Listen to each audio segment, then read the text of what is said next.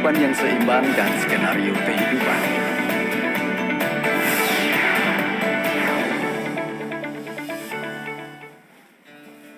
Sekarang Anda semua bertemu dengan Atomy dan bagaimana cara keberhasilannya. Semua itu bergantung kepada diri Anda sekalian.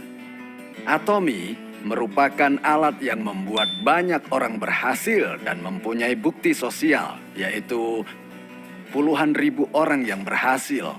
Dan juga masih banyak yang sedang dalam proses keberhasilan. Namun, walaupun semua orang bisa melakukannya, namun tidak semua bisa berhasil. Semuanya bergantung pada diri Anda sekalian. Di antara orang-orang yang di sini, ada yang masih belum terbiasa dengan keberhasilan. Bahkan mungkin masih banyak. Sebuah pekerjaan ada caranya sendiri. Saya akan beritahu rahasia untuk membiasakan diri. Ada cara cepat untuk beradaptasi. Apa yang harus Anda lakukan? Coba lakukan seperti antara hidup dan mati. Dengan begitu Anda sekalian akan menjadi beradaptasi, jadi pandai melakukannya. Jika melihat orang-orang yang berkata sama sekali tidak bisa, tidak boleh, itu karena dia tidak pernah melakukannya.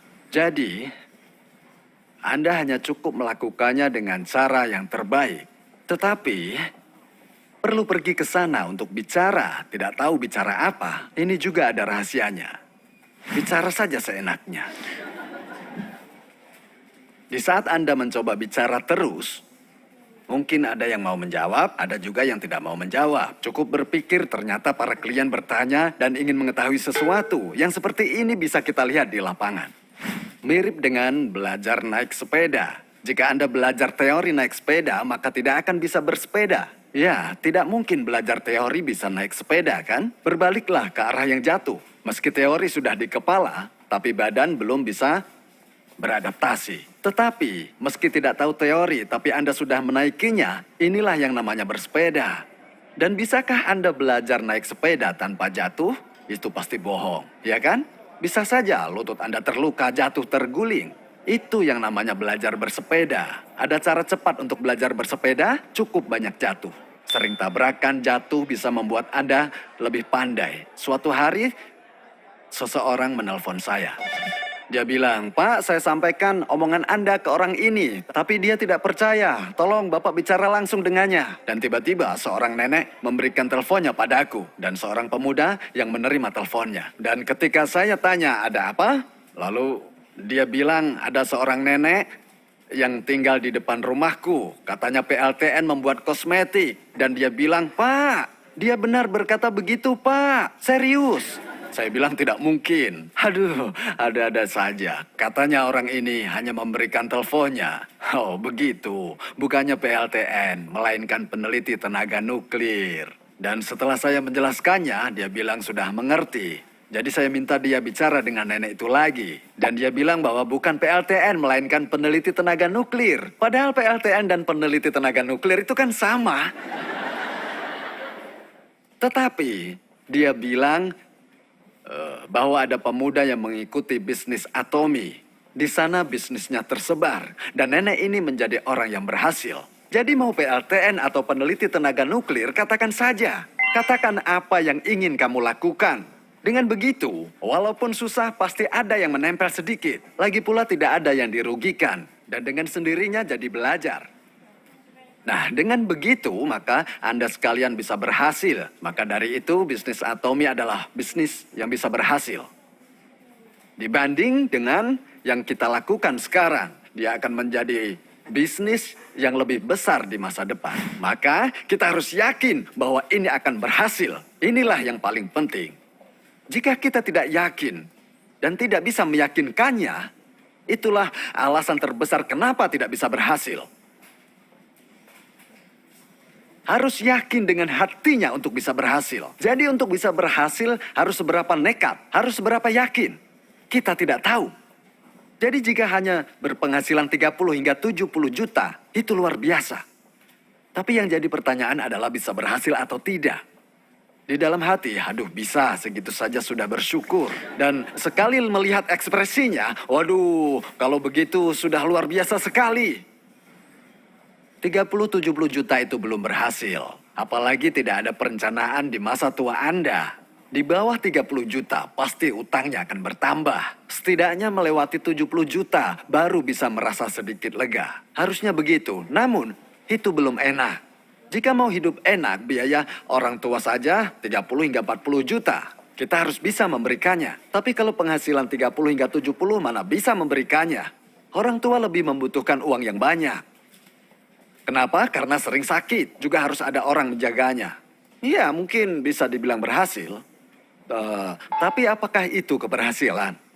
Kenapa ada banyak orang yang tidak bisa berhasil? Pasti ada alasannya. Dan malam ini saya akan menjelaskan bagaimana cara agar Anda semua bisa meraih kesuksesan.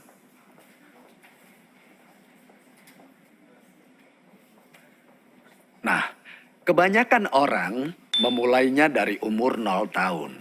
Dan biasanya sampai umur 30 tahun.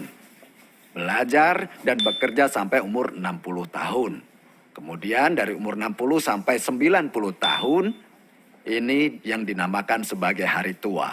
Dan belakangan ini terdengar isu yang sangat viral. Kalau sehat bisa hidup sampai 120 tahun. Ini merupakan masalah yang besar. Ya, jika ini terjadi, ini akan menjadi bencana. Bencana besar yang akan mendampingi hidup lama adalah penyakit yang menyertainya. Tapi kalau saat sakit tidak punya uang, harus bagaimana coba? Kalau sudah begitu, apa yang Anda rasakan? Badan sakit, hati sesak, dan ini bisa jadi masalah. Namun banyak orang yang belajar selama 30 tahun menyiapkan dengan giat. Mau bekerja dengan giat selama 30 tahun pun, mereka tidak membuat rencana hari tuanya. Dari statistik, saat umur 60 tahun, hanya 1% yang jadi kaya, menjadi orang yang berhasil.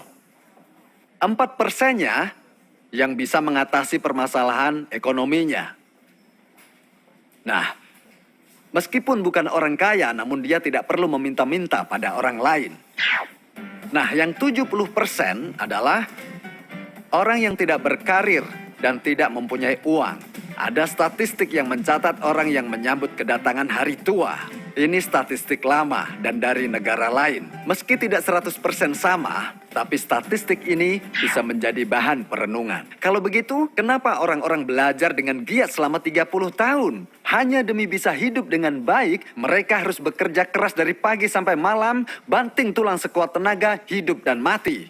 Dan dengan susahnya, orang tersebut bisa berhasil. Kenapa 95% orang kebanyakan gagal? Kenapa fenomena seperti ini terjadi? Nah, satu orang di antara orang yang memperhatikan statistik ini, yaitu Andrew Carnegie.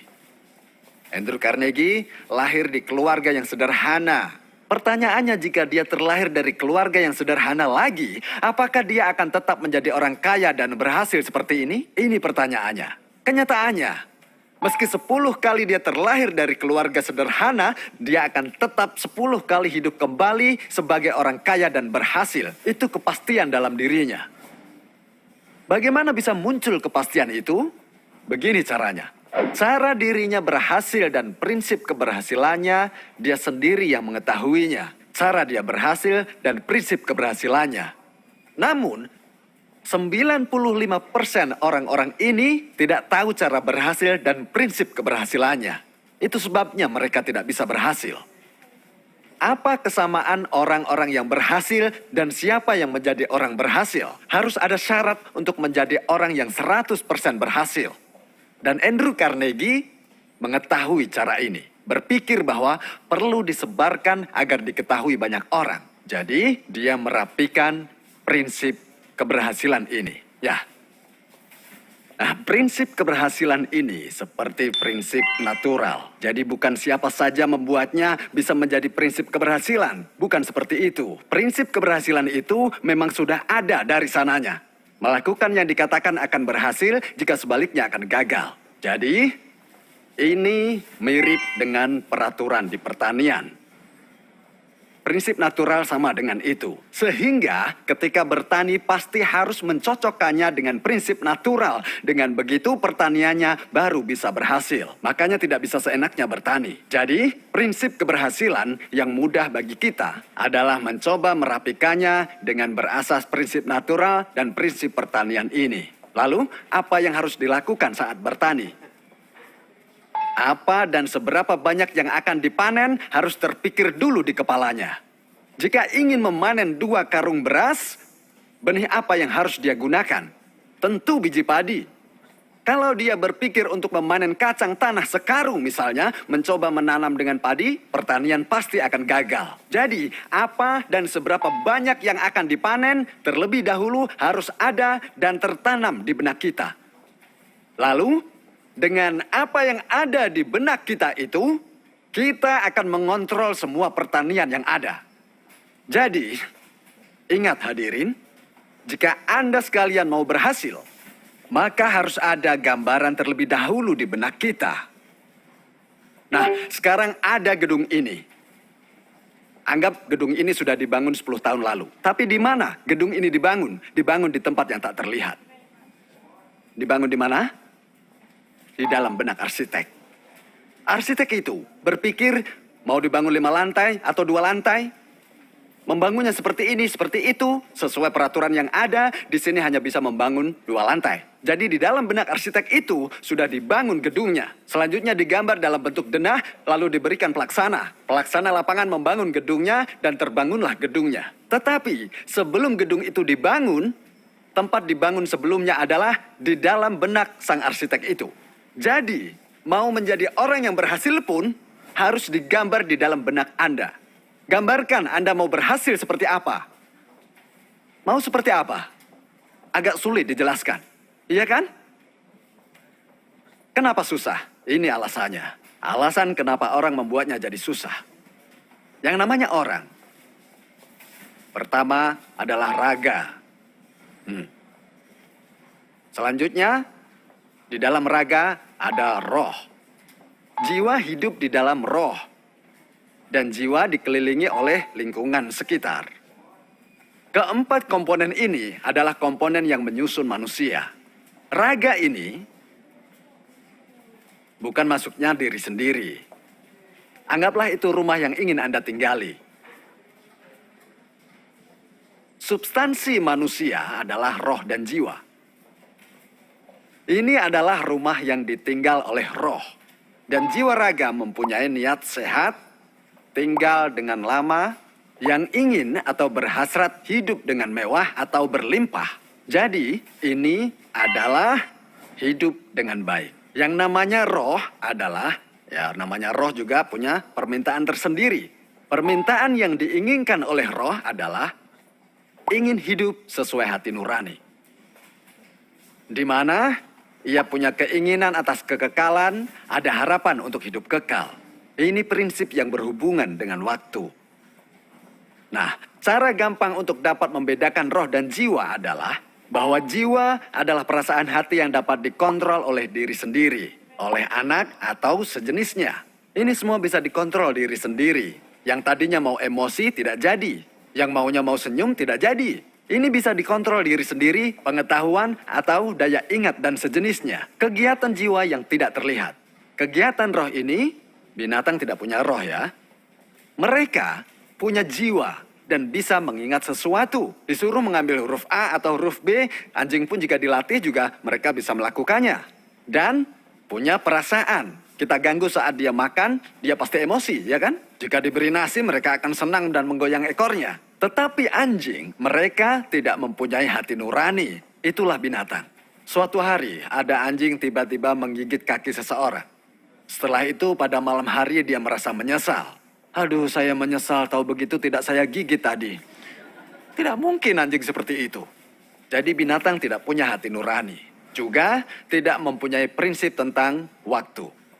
Jika orang jadi tua, maka dia akan merasa bahwa hidupnya mau habis. Jadi galau. Tapi dalam kitab suci, manusia diberi keinginan hati untuk kekekalan. Tertera seperti itu. Kekekalan itu berhubungan dengan waktu kan?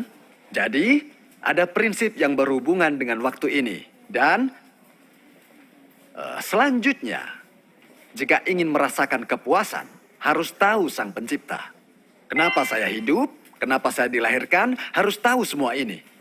Jadi, dimulai dari Sang Pencipta, Tuhan yang Maha Esa. Anda menerima cinta, harus mencintai, dan dapat memberi cinta. Dan kita dengan hati yang tentram ini ingin terus melanjutkan hidup. Selanjutnya, ada hasrat yang terdorong, jadi harus belajar dan belajar. Lalu lingkungan sekitar, tentang lingkungan sosial dan natural. Punya keinginan berkontribusi, keinginan untuk melakukan sesuatu yang bermanfaat. Itu harus tercapai. Jika tidak tercapai, apa yang akan terjadi? Saat meninggal pasti akan sedih. Misalkan, saya tidak bisa hidup dengan sehat. Saat meninggal pasti sedih kan? Sedihlah. Tidak bisa hidup lama. Umur 30 saja belum. Meninggal pasti sedih. Saya tidak bisa hidup berlimpah. Saya hanya hidup sederhana. Meninggal pasti sedihlah. Selanjutnya, hidup dengan hati nurani tidak baik. Ini juga menjadi sedih. Dan setiap hari hanya berhati kecil dan marah-marah saja bisanya. Setelah itu meninggal. Ini juga akan menjadi sedih. Dia akan meninggal dengan sia-sia. Tidak ada yang bisa dilakukan. Tidak ada yang bisa dibantu. Ini juga akan membuat kita sedih. Jadi dengan ini, kita berharap raga, kita berharap roh dan jiwa, serta mengharapkan lingkungan. Itulah kehidupan yang seharusnya kita dengarkan.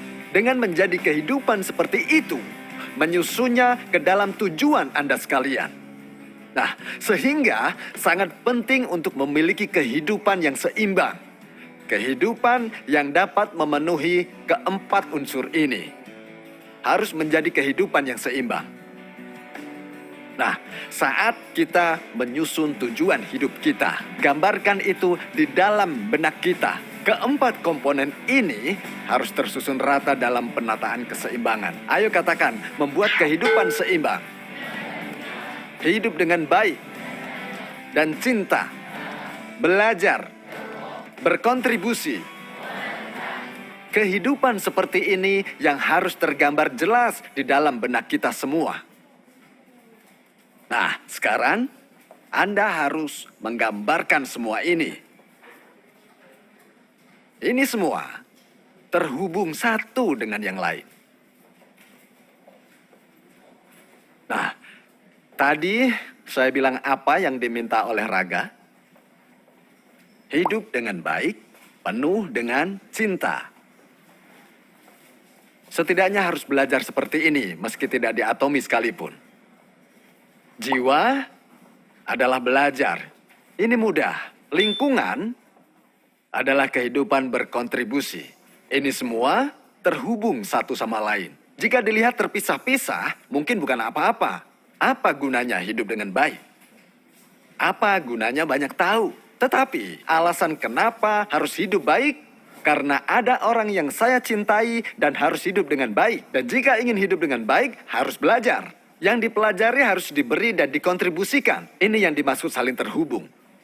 Jadi, jika saya tidak hidup dengan baik, maka anak-anak akan susah.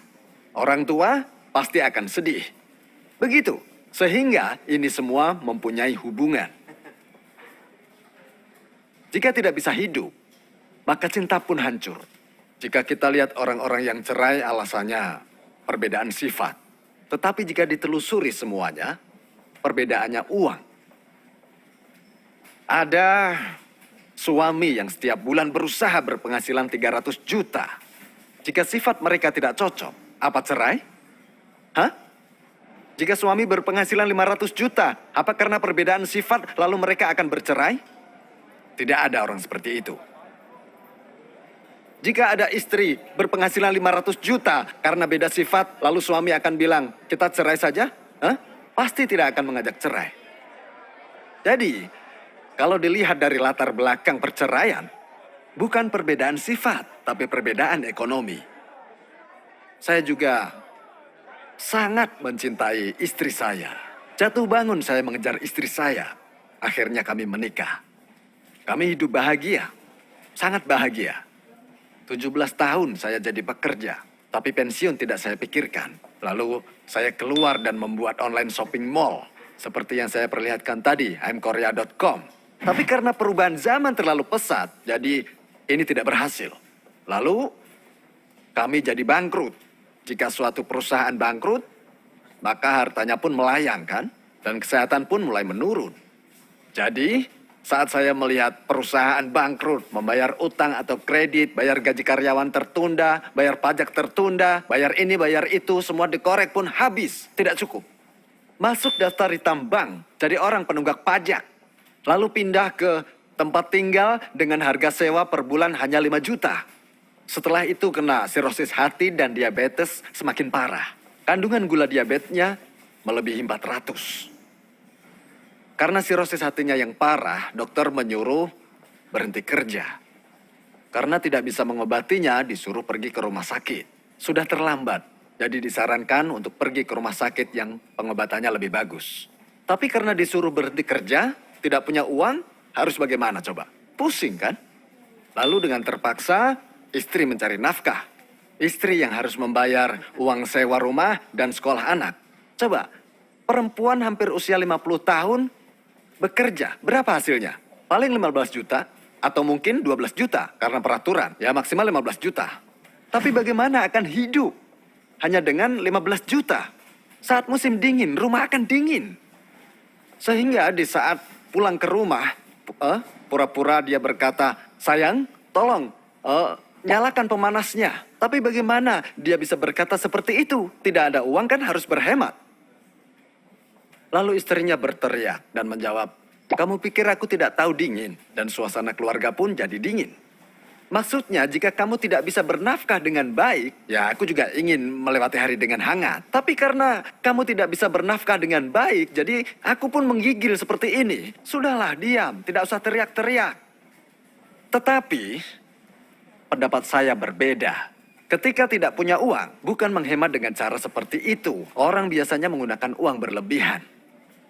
Jangan pernah menghemat di saat Anda tidak punya uang. Pakai semua uang yang ada. Karena di total pun tidak seberapa. Walau tidak punya uang banyak, ya, setidaknya hati senang saat menggunakannya. Meski kau sehemat apapun saat tidak ada uang, kau tidak akan kaya. Oleh sebab itu, kapan kita harus berhemat? Saat penghasilan 100 juta, kita baru berhemat. Jadi, di saat itu mulai menabung, menyiapkan uang di hari tua atau uang pensiun. Dengan seperti ini, semua akan tersusun. Semuanya akan jadi sebuah rencana. Bukan mencocokkan pengeluaran dengan penghasilan yang ada. Melainkan tentukan pengeluaran. Saya akan hidup seperti apa? Dan dengan pengeluaran segini, maka saya harus mencari pekerjaan yang bisa menyeimbangkan pengeluaran. Begitulah yang seharusnya saya lakukan. Jadi, jika saya harus hidup dengan pengeluaran 200 juta, maka harus bisa dengan penggunaan 200 juta. Ya? Kenapa? Karena di rumah harus ada pembantu, ada orang yang memasak, ya kan? Harus memberikan uang jajan ke orang tua juga. Harus menyekolahkan anak-anak juga. Jadi kalau tidak ada 200-300 juta, anggaran tidak akan terbentuk. Kalau begitu, saya minimal harus berpenghasilan 300 juta. Karena kalau dihitung-hitung, 200 juta tidak cukup. Jadi saya harus berpenghasilan 300 juta sebulan.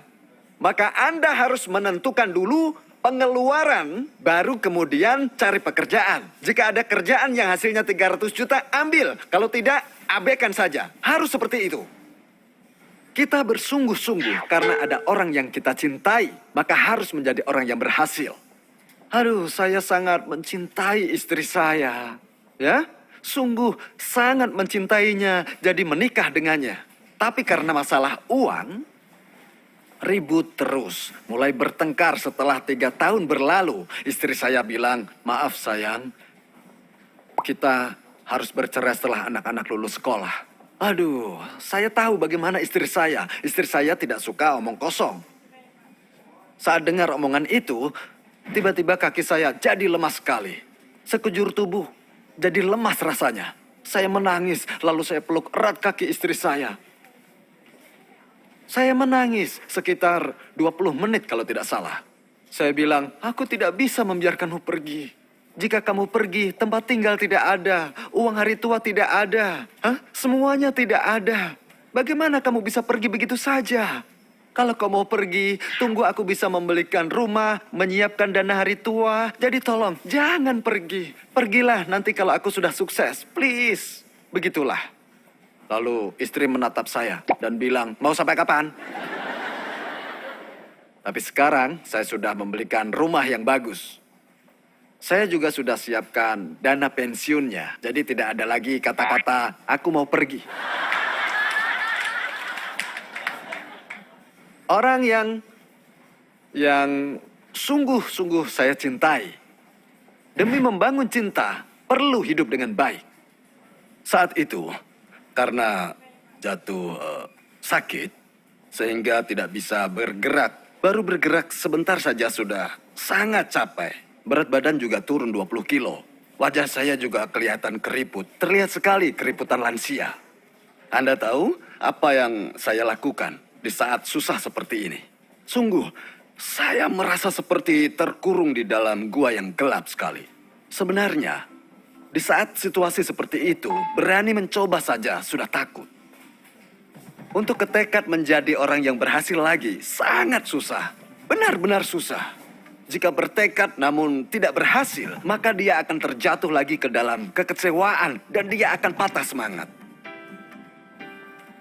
Sehingga terasa seperti terkurung di dalam gua yang gelap, seperti yang saya bilang tadi. Tetapi di pintu gua terlihat sinar sebesar garis jarum.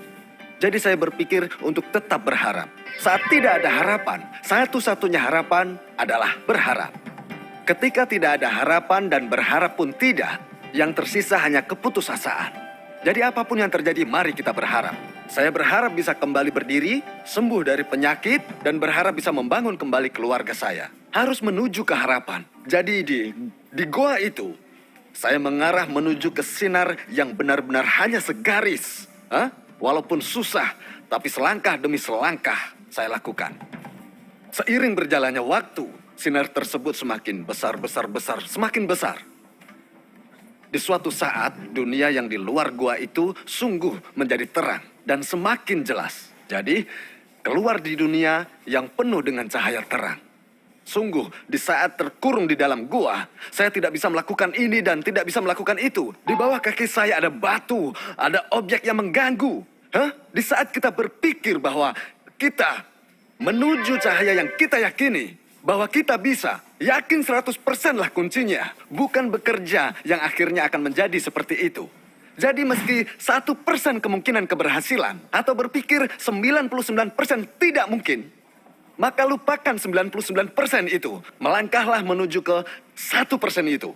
Sambil menuju ke sana, maka cahaya akan semakin besar. Dari 1% menjadi 2%, menjadi 10%, dan cahaya harapannya pun semakin besar.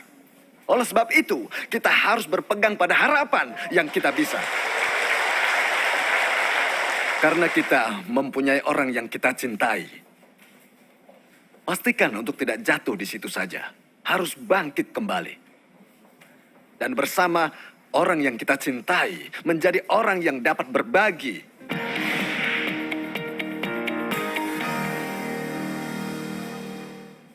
Kita telah membuat satu episode film. Film ini ada di dalam benak kita. Dan siapa yang akan menjadi pemeran utama di film ini? Kita sendiri.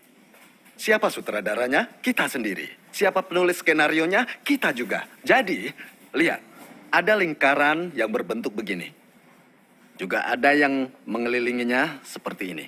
Ya. Ini adalah tempat di mana hidup baik. Hidup baik. Apa itu hidup baik? Maka tuliskan di dalam sini. Dan tentu kesehatan termasuk di dalam sini. Ya kan? Untuk bisa hidup berlimpah, pasti ada rumah. Ya.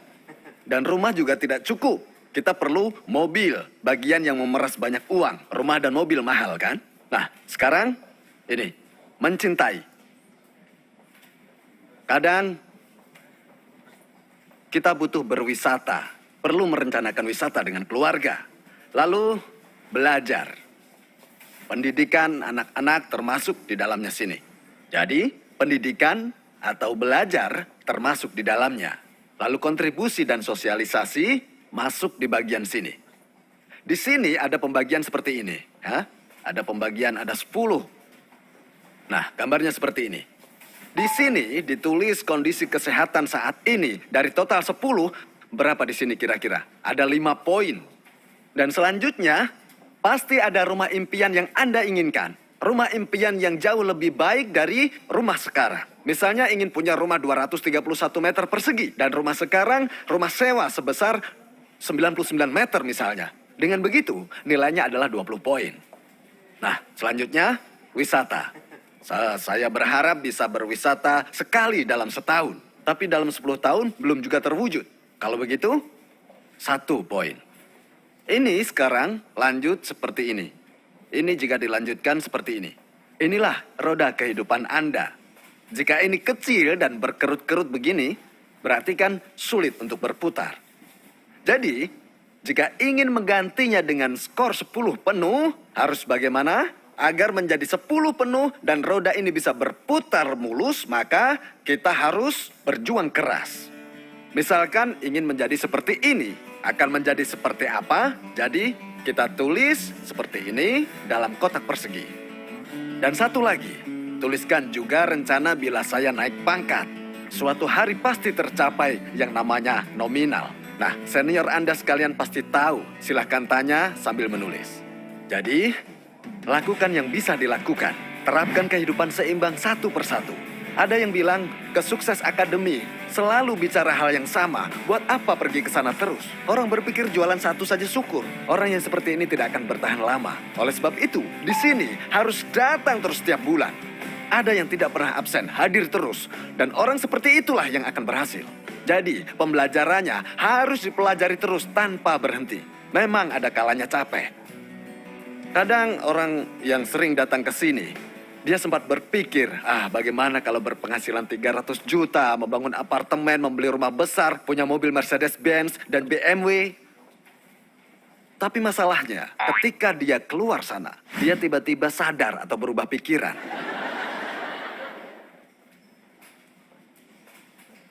Apartemen 231 meter persegi itu kan mahal. Sekarang bunga uang sewa pun sudah merasa mencekik. Ada memang mobil, tapi juga tidak bisa naik karena tidak ada uang untuk beli bensinnya. Kapan naik Mercedes? Wah, gila kalau dipikirin. Saya geleng-geleng kalau memikirkannya. Bisa gila saya. Akhirnya gagal total. Maka lanjutkan mimpi Anda. Jadi orang yang ada di dalam visi, sadar dan kembali ke realitas, manusia punya sifat seperti itu. Jadi harus bagaimana? Harus kembali datang ke Sukses Academy, membuat kembali visinya, keteguhan untuk berdiri teguh di atas itu. Dan itu semua butuh proses. Maka harus datang setiap kali dan visi ini harus ditulis terus menerus. Bulan lalu sudah menulisnya, maka tulis lagi. Pasti akan merasakan perbedaannya. Terus sempurnakan film yang ada. Tapi ingat, pembuatan visi harus dengan jelas. Kalau tidak jelas, maka visi pun tidak akan terbentuk sesuai yang diinginkan. Anda harus berkomunikasi dengan diri sendiri. Anda juga berkomunikasi dengan keluarga, dengan teman-teman, berkomunikasi dengan semua orang yang Anda temui. Kenapa? Jika Anda tidak memberitahu yang Anda pikirkan, dan di saat yang Anda pikirkan tidak tercapai, anggap saja ini tidak pernah terjadi. Ini akan cepat hilang. Jadi harus